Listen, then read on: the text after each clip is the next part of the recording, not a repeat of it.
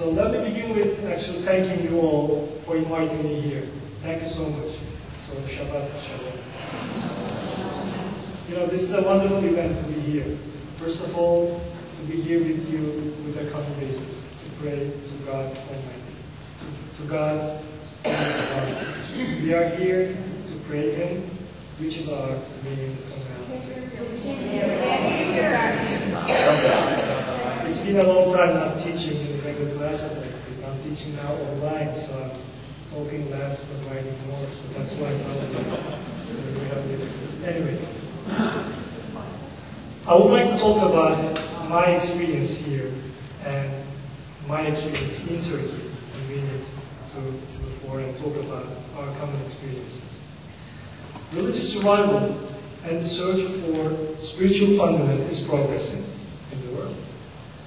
Unfortunately, the quest for truth and personal redemption is often held up by those who do not want an individual to search and find peace of soul, but be guided by the flag bearers of the faith.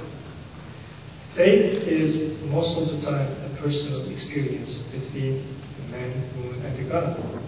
However, most of the time, it is the flag bearers of the faith that makes you, to go into one way maybe that you don't prefer. That's why we need interfaith dialogue more than ever, because we have common experiences. Think about this society. How come here in 2001, just 3 weeks before September the 11th? The main reason that I chose the United States as a place to live was freedom. When I left Turkey, I had problems in my country. The religious freedom, the problems in democracy, the political ills, problems in the society. So I said, maybe I should go to a country where I have more freedom, where I can practice my religion, and where I can learn more. And when I came to this society, I found myself at the brink of September 11th. Think about it. People from my faith attacking the country that I live in and changing the society at all. So since 9/11, of course, things change. Nothing is going to be the same probably. So everybody in their minds having a concept of Muslims. In the past, maybe you guys didn't know anything about Muslims except the Arab-Israeli conflict. But now, you have more deeper question marks in your minds. So that's why then I turned into studying more and more Islam than I intended before. Because I had just one main question in my mind. I said to myself, I'm not like these people who attacked September 11th. My family is not like them. The people in my country are not like them. So why are we different? Why do we think in a different way? And why do we still call ourselves serious, sincere Muslims, yet we don't do those kind of things, let alone we don't condone them? Unfortunately, the popular media periodically portrays Muslims as fanatic warriors who are out to destroy the progressive Western culture, which is based on Judeo-Christian teachings. Think about Saddam Hussein's Iraq or Gaddafi's Libya. We can give other examples where you can see one Muslim country or a leader against the West. However, we need to check the facts more and more to see whether really Muslims or Islam is really against West, or it is some political groups or factions, or just a political interest make some countries against West. Throughout most of Islamic history, Jews and Muslims have lived in peace and harmony. After the capture of Jerusalem, the second Caliph, Umar ibn Khattab, ordered the Muslim armies to protect minorities, especially the Jews. And it was actually a very important, event in Islamic history. When we pray here, we face Jerusalem. Actually, when Prophet Muhammad brought his message, the first direction was Jerusalem. Until maybe 4 or 5 years, Muslims in Medina and Mecca always faced Jerusalem. So it was our common direction and also the third holiest place for Muslims in the world. So when they captured Jerusalem, the Caliph, the second Caliph, ordered the protection of Jews, Christians, and other minorities, because then they became minority, and their rights to be protected.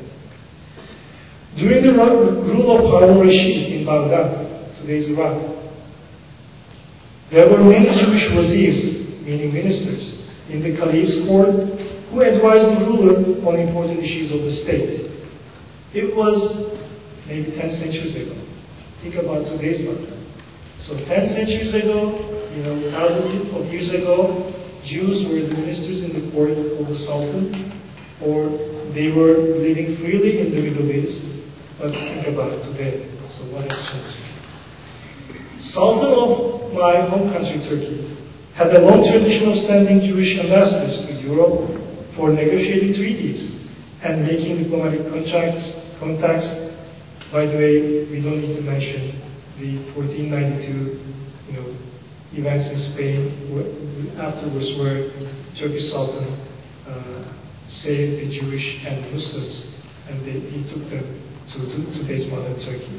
That might even be a good thing to mention. We shouldn't say we don't have to mention it, because I don't know how many people are aware that after the expulsion of the Jews from Spain, the Inquisition in 1492, a huge portion of Spanish Jewry migrated looking for a place to be. This is not an unfamiliar narrative in Jewish history.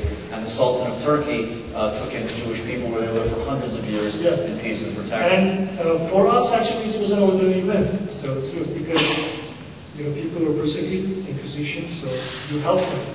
Because Abdullah Sultan himself, theoretically coming from Islamic theology, considered himself ruler of the world. So whenever any injustice happens anywhere in the world, he held himself responsible to help those who suffered from those injustices.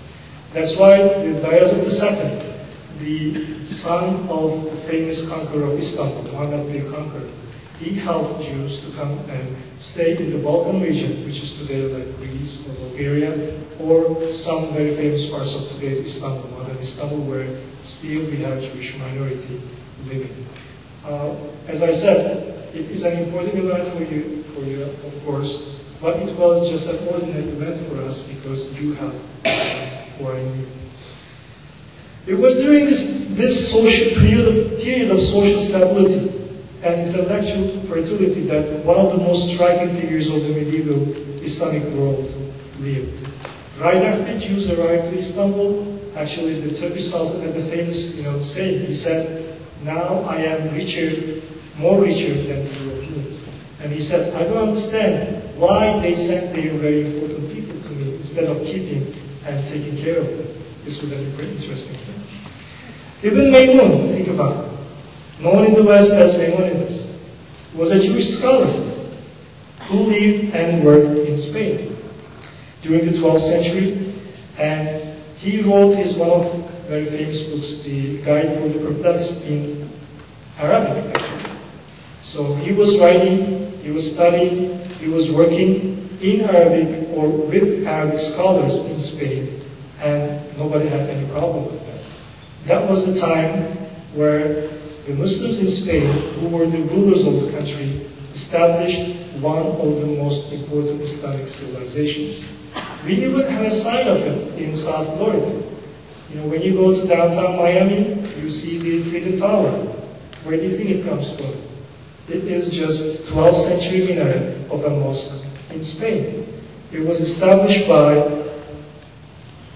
the Caliph Abu Yusuf Yaqub al-Mansur, and the architect was Ahmed bin Basor, and it was began to be established actually in 1184 in Seville, in the Mosque Al-Muhad, and it was finished in 1198.